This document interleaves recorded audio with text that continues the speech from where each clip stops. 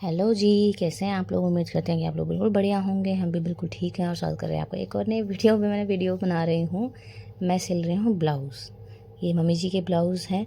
तो वैसे तो साड़ी हम सबके लिए लाए हैं और सबके हैं ब्लाउज़, फॉल पीको वगैरह सब कुछ, लेकिन सबसे पहले मैं मम्मी का कर रही हूँ क्योंकि मम्मी साड़ी ब्लाउज़ ही पहनेंगी। हमारे पास तो ऑप्शन है, नहीं बन पाएगा तब तक तो बोल के बाहर दे देंगे या फिर रेडीमेड पहनने के ऑप्शन रहते हैं बहुत सारे, लेकिन मम्मी को ब्लाउज़ ही पहनने हैं, तो साड़ी ब्लाउज़। तो सबसे पहले मैं उनका तैयार कर रही हूँ। तो ये ब्लाउज़ का नाप लगा रखा है मैंने, जो उनका ब्लाउज़ है उसका नाप लगा रखा है और इस तरह से कटिंग भी कर दी देखो। और सिर्फ 80 सेंटीमीटर अस्तर है, तो उसके हिसाब से देखो मैंने एग्जैक्ट कपड़े में कटिंग करा ताकि कुछ भी क्या है कमी ना पड़े। और ये देखो आगे के पार्ट, पीछे का पार्ट और स्लीव्स वगैरह। तो अब ये मेरी लड़की मेरी वीडियो बना रही थी ज़बरदस्ती। बच्चों की भी मर्ज़ी आती है कभी कभी कि फ़ोन उठा के वीडियो बनाने लग जाते हैं कुछ भी। तो ये देखो ये सारे कपड़े हैं और इसमें से कुछ कुछ हमारे हैं। तो यहाँ मैं अस्तर कटिंग करने के बाद ब्लाउज़ का पीस भी उसके साथ कट करा और देखो इस तरीके से सिल भी दिया। मैंने सिलते हुए नहीं दिखाया है क्योंकि मैं दूसरा ब्लाउज़ सिलूँगी अभी, उसकी वीडियो बनाई है मैंने। इसकी मैंने नहीं बना दी, मैंने डायरेक्ट फटाफट सिल दिया था क्योंकि कपड़े बहुत सिलने हैं अभी, सब वीडियो बनाने में टाइम लग जाता है। ये देखो कैसे बना हुआ है ब्लाउज़। अब इसमें तुलपन वगैरह बाकी रहेगा। ब्लाउज़ रेडी हो चुका है और तुलपन करना है बाकी। तुलपन में भी काफ़ी टाइम लगता है, सिलने में मुझे बहुत कम टाइम लगता है, तो तुलपन करने में ज़्यादा टाइम लग जाता है। हुक आई बनाना, तुलपन करना, फिनिशिंग में बनाने में मैं एकदम बना लेती हूँ। अब मैं दूसरा ब्लाउज़ कटिंग करना शुरू कर रही हूँ। ये तो ब्लाउज़ मेरा हो चुका है, तुलपन मैं बाद में कर लूँगी इसमें। अब दूसरे ब्लाउज़ पे भी मैंने सेम माप लगाया है। मम्मी जी का नाप जो है, नाप का ब्लाउज़ है, उसके हिसाब से मैंने ये बनाया है, सेम टू सेम जैसे उनका ब्लाउज़ है। और मतलब कि 14 इंच उन्हें तैयार, 14.5 इंच तैयार ब्लाउज़ चाहिए, तो उसके हिसाब से काटा है मैंने। ये बाजू के लिए है इस तरफ, और आगे की तरफ के पल्ले ये, और पीछे की तरफ के पल्ले दूसरी साइड। अब देखो ये मैंने कटिंग कर लिया है, ये देखो। अब पीछे का पल्ला मैंने आगे के पल्ले पीछे के पल्ले के ऊपर रखा है। मैं दिखा रही हूँ आपको बाजू की कटिंग भी इसमें, मतलब कि कंधे की कटिंग। पीछे वाला बाजू का जो रहता है वो थोड़ा बाहर रहता है, 1 1/4 इंच। और माप मैंने वैसे भी लगा रखा है, और पल्ला ऊपर रख के भी काट सकते हैं आगे वाले पल्ले को, फिर वैसे भी काट सकते हैं। निशान मैंने दोनों तरफ लगा ही रखे हैं। तो ये हो गया आगे के दोनों पल्ले, ये हो गई हुकाई की पट्टी, ये हो गया गले में लगाने के लिए पाइपिंग के लिए, और ये हो गया बैक पार्ट। ये देखो ये जहाँ से फोल्डेड पार्ट है, और ये हो गया बाजू के लिए। बस इतना ही। और इसमें थोड़ा सा अगर कम पड़ेगा, जैसे आजकल ना चौड़ाई कम आने लग गई है अर्ज, तो इसमें मैं थोड़ा सा पीस छोटा सा और जोड़ लूँगी इतना, ताकि कम ना पड़े।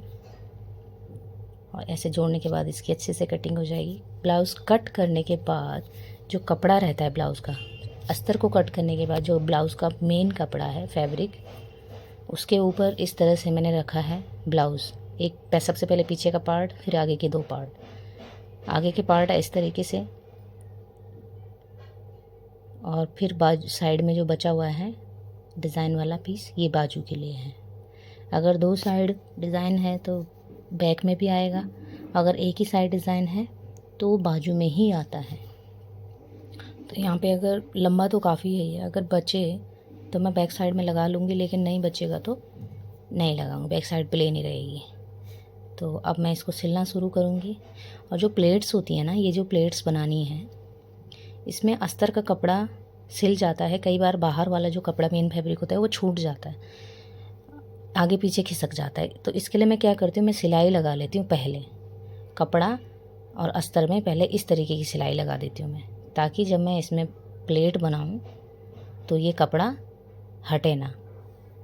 तो इस तरीके इसमें बहुत आसानी होती है, मैं बहुत पहले से ही ऐसे करती हूँ और इसमें आसान रहता है बहुत मुझे। देखो मैंने बना दिए हैं। अब ये जो बाहर सिलाई दिख रही है इसको मैं उधेड़ दूँगी, निकाल दूँगी, और प्लेट्स जो है मेरी बन चुकी है।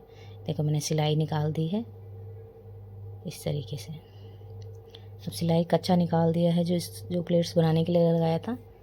अब ये हो गई हुक वाली पट्टी, इस तरह से अस्तर की लगाई है, और जो आई वाली पट्टी है उसमें अस्तर भी लगेगा, कपड़ा भी लगेगा इस तरीके से। अब इसके ऊपर एक सिलाई लगेगी और इसको इस तरह से मोड़ देंगे, ऐसे तुलपन होएगी इसमें, फिर हुक लगेंगे बाद में। और आई वाली पट्टी इस तरीके से कपड़ा और अस्तर रख के सिलाई सिल दिया है। अब इसको फोल्ड करना है, इसका कपड़ा बाहर रहेगा। आई वाली पट्टी जो है इसका बाहर रहेगा कपड़ा इस तरीके से। अब इसमें सिलाई लगेगी, ये देखो अंदर से भी फोल्ड हो रखा है, बाहर से, ये देखो इसके ऊपर बनेगी फिर आई। और उसके बाद आई बाजू की बारी।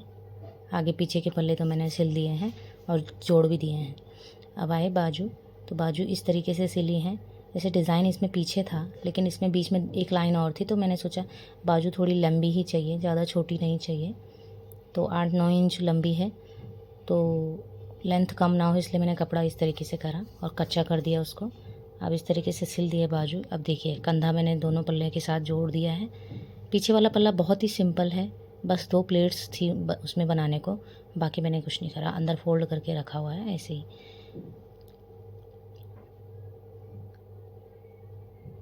और अब बाजू जोड़ने की बारी है। पाइपिंग भी लगाई है, पाइपिंग अस्तर की इस तरीके से, जैसे कि नॉर्मल सूट में भी लगती है उसी तरीके से। बस ये इस तरीके से फोल्ड होगी और यहाँ बाजू लग जाएंगे। जो गहरा वाला हिस्सा है वो गहरे वाले हिस्से के साथ जुड़ेगा, तो अच्छी फिनिशिंग आ जाएगी। इस तरीके से ब्लाउज़ तैयार हो चुके हैं।